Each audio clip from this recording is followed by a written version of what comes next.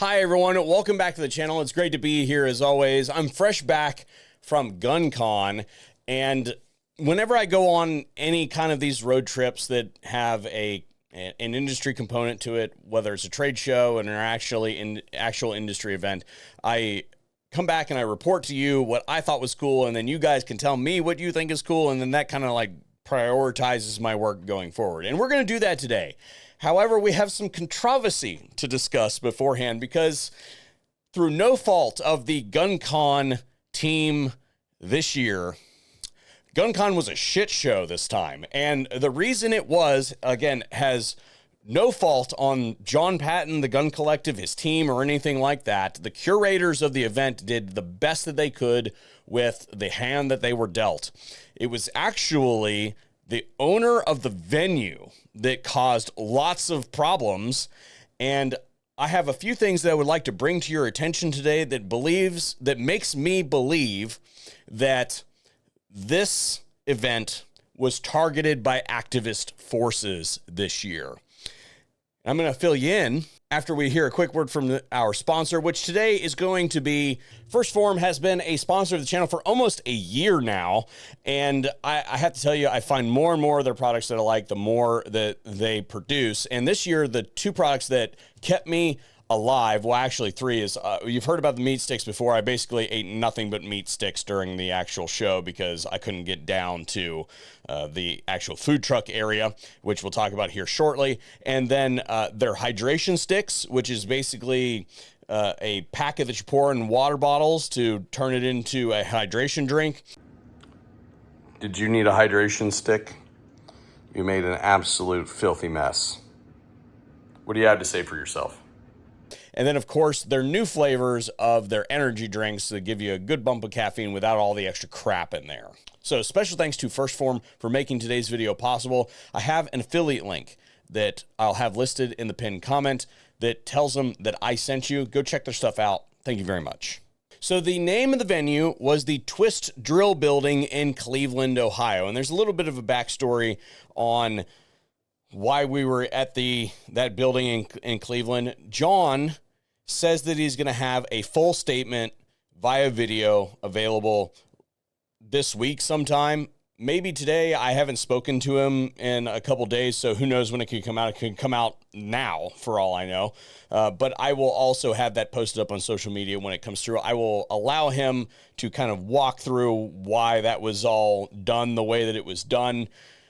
However, we were at a building in lovely Cleveland, of all places, which as an Ohioan, I greatly appreciated.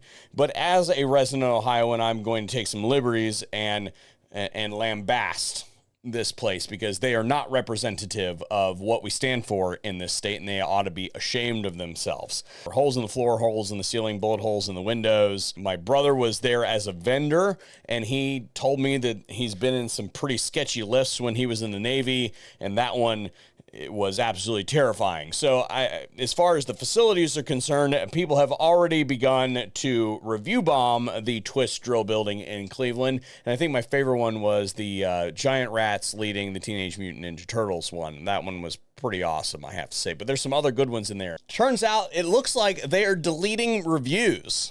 So if you attended GunCon and would like to leave a review, now's your chance. There are really two things that lead me to believe that there was some foul play going on in this. The first one, and probably most prolifically, is there were several personalities that were integral to the event that were removed from the building under threat of trespass. So those were Johnny B., a friend of mine, Paul Glasco, a friend of mine, and then the Attorney General of Missouri was going to be there. So the state of Missouri itself had the Attorney General was going to be there, and he was going to speak directly for an hour with Johnny B up on stage. I was part of the elite panel that was supposed to go on immediately after them. That event obviously had to be canceled, and ours was moved up to fill the space, and that allowed everybody to get out of there pretty quickly because I'm going to now lead into some of the other things. Real quick post-production insert. Paul Glasco and Johnny B already have videos out about this. I'll have those videos referenced. John says he's going to video out this week sometime, and I was informed that Attorney General Bailey will be going on Fox News this afternoon to talk about the incident.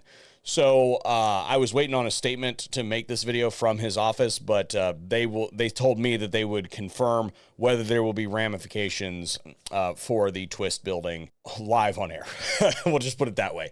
So I believe that these people did this in a manner they believed insulated them from any kind of fallout, and I do not believe that to be the case.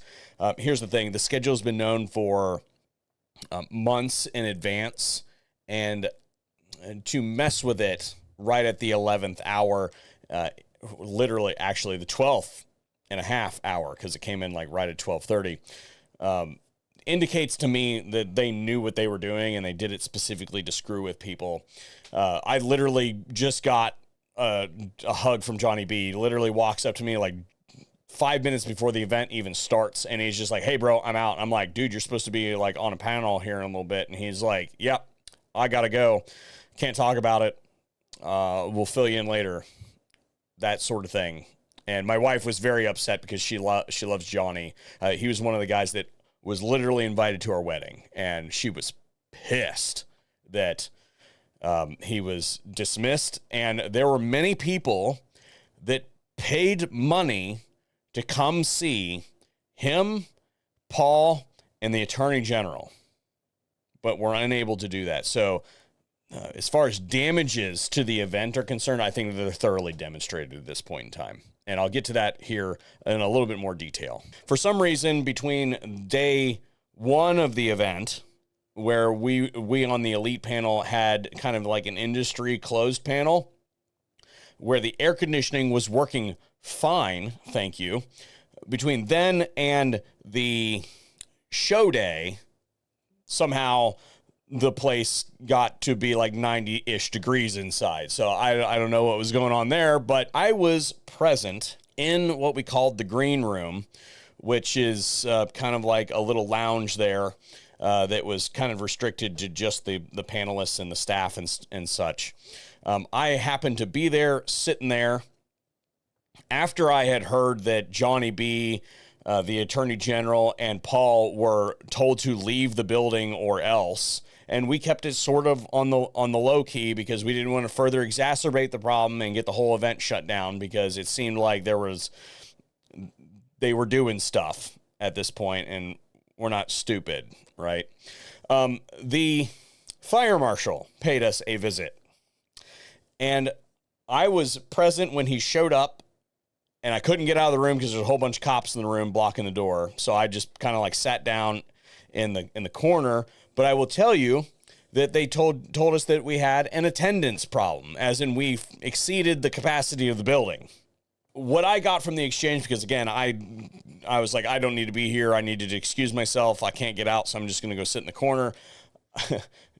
I saw that John gave him a number, and the fire marshal was like, nah, nowhere close. So apparently the owner of the facility misquoted the GunCon team, the capacity of the building, and they had to have done that on purpose because they're supposed to have events here all the time. It's open for weddings and other events all the time. So you're telling me that you gave the wrong number, and that forced the GunCon team to basically restrict access to the building while there were still people on the street wrapped around the building waiting in line to get in. And for somebody who had way too many responsibilities already at the event, for John to have to go down to the street and basically offer anybody who wanted to get out of line a refund on their ticket, I'm just going to use the term damaging to the event. Now, a lot of people stayed in line, and what ended up happening is they had to do like a 1-for-1 exchange for everybody. And about halfway through the event, I did hear that everybody who wanted to get into the event, who was not issued a refund, was able to gain access to the building. But it's absolutely ridiculous that had to happen. Now, by the time lunchtime rolled around and I was getting pretty hungry, I mean, I do an intermittent fasting schedule, so I don't eat until like 2 o'clock, 1 o'clock, 2 o'clock in the afternoon, usually most days. And I was sticking to it through most of the event. Thank God First Form was there. Half of the food trucks were forced to leave by the fire marshal. There is more that I have since become appraised of, but I'm going to leave those details up to the discretion of John and his team on whether or not to disclose those for any pending legal action that is going to come down the pipe, basically. I fully hope that John consults one of the 100 or so attorneys that was in the room when this was all going down. I mean, there were several high-powered gun groups there. I sincerely hope that he leverages the assets that he has at his disposal to go after these people, because this was absolutely unacceptable, and it is clear to anybody who is paying attention that this was done intentionally. Now, as I mentioned, I was on the Elite panel, which was the last panel of the day. It was supposed to happen about 4 o'clock. You can go find those broadcasts over at the GunCon channel, at least. I will have a link to the Elite panel for you guys to run down. What did I see at the event that was cool? Let's do it right now. Radiant unveiled a pile of accessories for all of your subcompacts, including comps, grips, and magwells. And I have to say that I really like the stuff for their 365 variants. A couple different colors, and I'm probably going to outfit mine. Gideon released the Mediator 2, which is their closed emitter optic. We did a full video on the original, and this time around, they enlarged the window by losing the bottom of the optic, which simultaneously drops the co-witness considerably. They also brought this monstrosity, which I don't remember the name of, but I want one. High Point brought their AR to the scene, and you guys know High Point, and they are known for their price point weapons. This one is going to be along the same vein.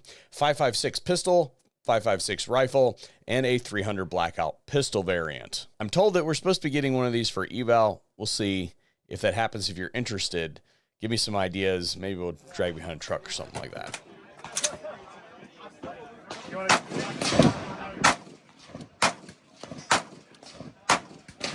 Look, another company that zeroes.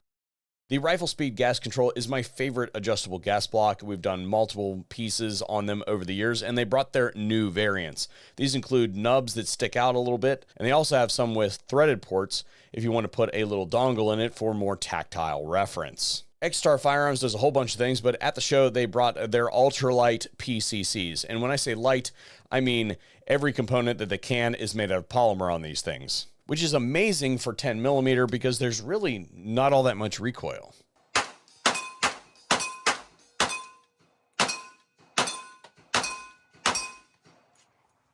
company that zeroes their optics too. Continuing with PCCs, Matador Arms was there, and they brought their roller delayed PCCs. Their claim to fame is that these will interestingly run on any magazine pattern. At the show, they had Glock, Colt, MP5, and even the Stuff and Things Stizon variant. Recover Tactical brought the next iteration of their Flux Killer, the S Pro, which makes several improvements over the 2020 that we did a video on, I think, last year, including a metal spine, overall more user-friendly attachment method, and a dedicated optics rail.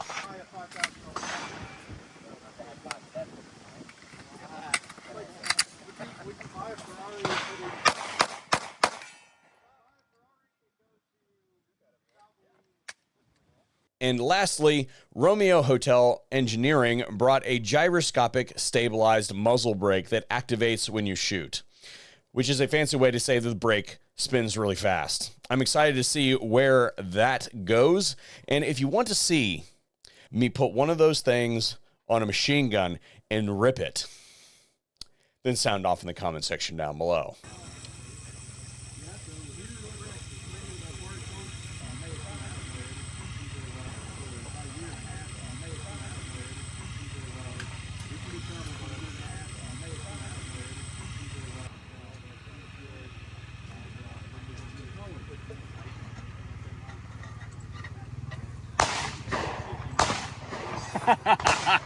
That's about all I have for you guys from GunCon, and my next planned shitpost will be about a bunch of homeschooled words on the wall churchgoers that are scuttling their own business after hijacking it from their younger brother. Stay tuned.